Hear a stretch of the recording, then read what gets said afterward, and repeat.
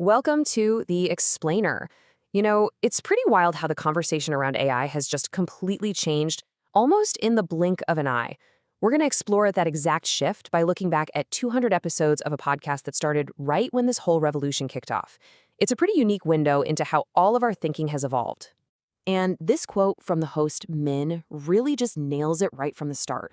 The world has changed.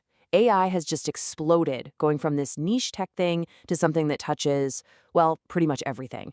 It's been a total whirlwind, and our conversations about it have been evolving just as fast as the tech itself. So, how did we even get here? Well, the first big shift was just in how we all see it. AI went from being this scary, far-off idea to something that's just part of our reality now. There's no avoiding it. Let's dig into how that emotional journey actually happened. This really captures the massive change in mindset that one of the show's guests, Mo, talked about. He noticed that the first reaction was this wave of fear, right? A lot of, what do I do? I'm scared.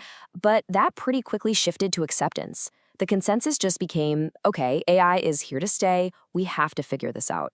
And that acceptance wasn't just some big idea. It got really practical, really fast. AI quickly moved out of the research labs and, right into our daily lives, becoming a tool we use for everyday stuff. The whole progression happened so quickly. First it was simple things, right? Asking for the weather forecast. But then pretty soon we were using it to solve real, actual problems, like finding a very specific piece of furniture. And now a lot of people are looking at full-on life automation, just handing off all those little admin tasks that we all hate doing. Min's quote here is just the perfect real-world example of this. It shows this huge change in how we find information. Think about it. We've gone from just typing keywords into a search bar to actually having a conversation with a tool, giving it these complex, layered instructions with real context. It's a completely new way of solving problems. So once AI started settling into our personal lives, the conversation, of course, turned to the place it could disrupt the most, the future of our jobs. And this quote from Mo really captures the optimistic view. AI as the ultimate productivity hack. It's supposed to empower us, make us more efficient, and let us focus on the stuff that really matters. That's the promise, anyway. But, okay, here's where things get messy. Because the other side of all that efficiency is this giant ethical gray zone. The same exact tools that help you be more productive can also let someone secretly work multiple jobs, or in one totally wild story, outsource their entire six-figure job without telling a soul. It really makes you ask, where's the line? And this feeling of unease wasn't just for office jobs. The creative world was maybe one of the first to feel the ground really start to shake. Owen's quote here perfectly captures that uh-oh moment that so many artists and designers had when AI image generators went from being these clumsy toys to creating stuff that was genuinely stunning. And this is not a what-if scenario. As Sadia points out, when a massive name like Vogue starts using AI-generated models in their photo shoots, that sends a huge message. Entire career paths that felt totally safe are suddenly up in the air because, well, it can be cheaper and faster to generate a perfect face than to hire a real person. So all of this, it brings us to a much deeper question that kept coming up over and over again.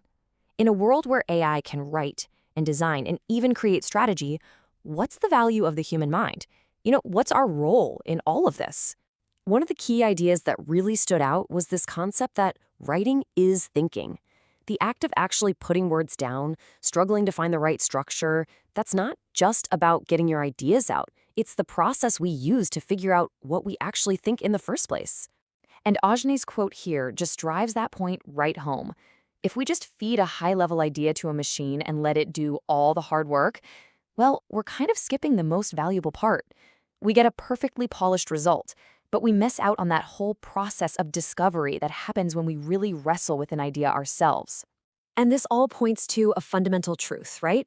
For all its incredible power, AI runs on logic and data, not lived experience. It can mimic being happy or sad or empathetic, but it can't actually feel any of those things. I absolutely love this quote from Ashney because it celebrates everything that AI just can't get. Human life is messy. We make mistakes, things don't go according to plan, and it's in all that chaos that we find meaning and we grow and we connect with each other. The perfect answer isn't always the best one. It's the journey, with all its beautiful flaws, that really matters. So, after 200 episodes of this debate, where are we now? The conversation has really shifted. It's gone from, wow, what can this thing do? To the much bigger question of, what does all this mean for us? And this is the billion-dollar question, isn't it? Perry frames it so perfectly. We, as thinking creatures, have built a tool that might one day be better at thinking than we are. So what then? What's our purpose? It's a question that's honestly both thrilling and a little bit terrifying. But here's the hopeful answer to that question. The idea is that as AI takes over more of the logical, data-crunching tasks, our uniquely human abilities, our intuition, our gut feelings, our ability to connect with each other, they're going to become even more valuable. They could become our new superpowers.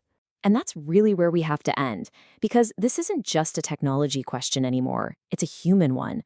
The rise of AI is forcing us all to look in the mirror and ask, what does it really mean to be human?